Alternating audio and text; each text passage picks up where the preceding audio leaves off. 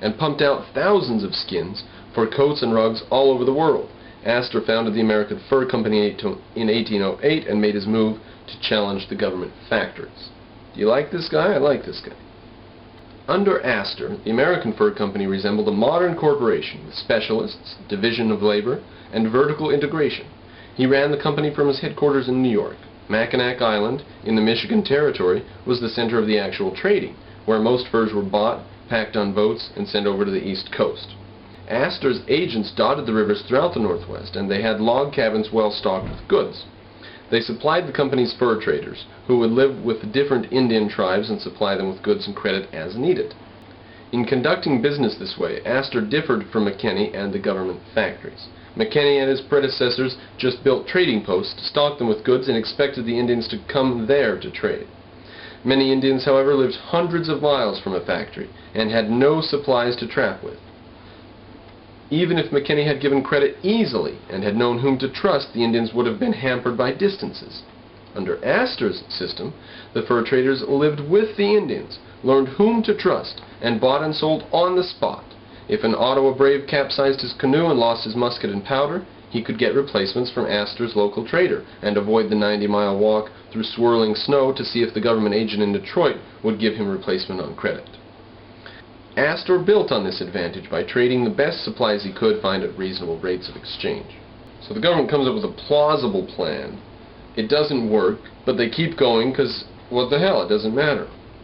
On the other hand, a private enterprise tries again and again and again to make a plan work, and they get better and better at it, and the government just stands still. Indians wanted guns and blankets, for example, and Astor supplied them at low costs. The best blankets he could find were British-made blue striped blankets, and Astor bought them at 15% less than McKinney paid for lower quality blankets made in America.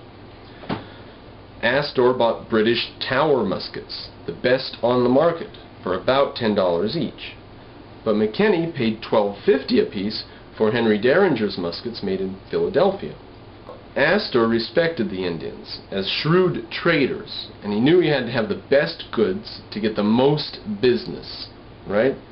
McKinney, as we have seen, squandered government resources on hoes and plows that went unsold. One time McKinney splurged and bought a Chinese mandarin dress, which he sent to the Osage factory, along with a note admitting it would be hard to sell. He sent a Chinese dress to be sold to Native American Indians. Skipping down a few paragraphs, trade was not the only area where Astor outmaneuvered the government factories. The motivating of men was another. Astor used a merit system to reward his top producers. And here's a quote from Astor. "As with skins, for good men we cannot pay too dear, and indifferent ones are at any price too dear. So, for good men, there's no price is too high, but for an indifferent man, any price is too high." Astor paid his chief managers good salaries plus a share of the profits. And it says a few more things. Now, we go down and look at McKinney. If McKinney had been on a merit system, he might have been less moved to stock his factories with plows, Jews' harps, and Chinese dresses, right? But he didn't care. His salary didn't go up or down. There was no bonus given in profitable years. One final area of Astor's genius was his marketing savvy. He sold his furs at auction all over the world. If he didn't get the price he wanted in New York, he sent the furs to auction in Montreal, London, Hamburg, St. Petersburg, and Canton, China. He studied the bidding, searching for trends, and moved quickly when prices changed. Deerskins, Astor once predicted, would go up in price in Hamburg. Muskrat would sell higher in St. Petersburg, Philadelphia, and Canton. He acted accordingly and reaped strong profits in each of these cities. McKinney, by contrast, lacked sophistication. He had those furs collected in his factories sent to Washington. Then he sold them at auction in nearby Georgetown for whatever price they would bring. He didn't sell in different cities, nor did he withhold any from the market in bad years. But then again, he had no incentive to study prices, trends, and foreign markets, because his salary was constant whether or not he made profits. In any case, if he had developed insights into markets, Congress might not have approved the risks of costs of storing beaver pelts during depressions, or over-collecting deerskins to send to Hamburg. Sometime after 1808, John Jacob Astor surpassed the government factories and emerged as the leading exporter of furs in the U.S. He widened his lead after the War of 1812. So the government factories, ubiquitous, massive, funded by government subsidy, were not able to compete with just this individual guy who goes out there and makes it happen.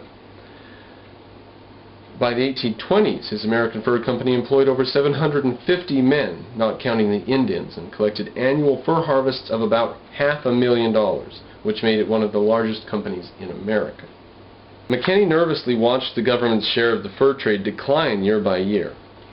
Quote, "Why do the factories lose money?" Congress asked when McKinney came before them each year to renew his subsidy. And it talks about how McKinney, quote, tried to stir up Indians against private traders.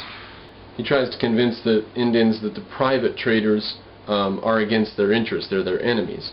Now, that just fell on its face and didn't work at all. Sabotage failed. And when that happened, McKinley, quote, briefly copied Astor's technique of directly trading with the Indians, skipping down a bit. But it didn't last. Astor and the private traders were too shrewd and aggressive for McKinney, and they soon recaptured lost markets. So he did have some success when he copied the methods of his competitors, but then his competitors just were like, oh, well, if you're doing what we're doing, then we're going to do something new. And then, then what the hell does he do? The best way to beat Astor was to influence Congress to ban the private fur trade. So in 1818, that's his conclusion. If this could be done, McKinney could monopolize the fur trade and sell the Indians what he wanted them to have, and pursue his dream of amending their heads and hearts. So he's like, well, let's see. The private fur companies are out trading. If we outlaw them, then the Indians will have to come to my government fur factories, and they will have to buy the goods that I have to sell. There won't be any other goods available for them to buy. They'll have to buy, hoes and rakes and stuff, instead of whiskey and blankets and hatchets. Skipping down a bit. To John C. Calhoun, Secretary of War and later Vice President, McKinney wrote that the factory system, quote, has its foundations in benevolence and reform, end quote.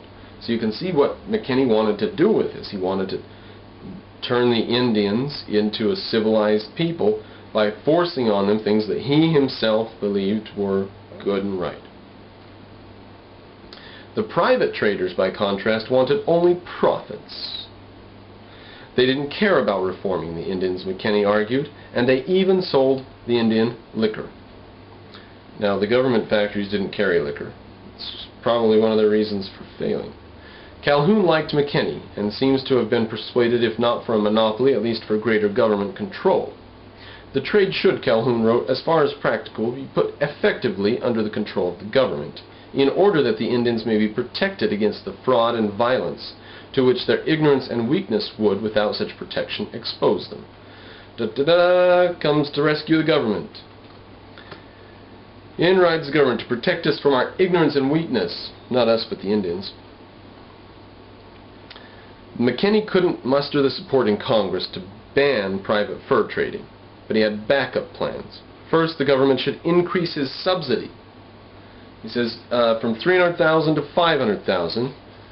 I need this 40% increase because then I can build 8 new factories west of the Mississippi and increase trade with distant Indians, bring American culture to them, and serve the great objects of humanity.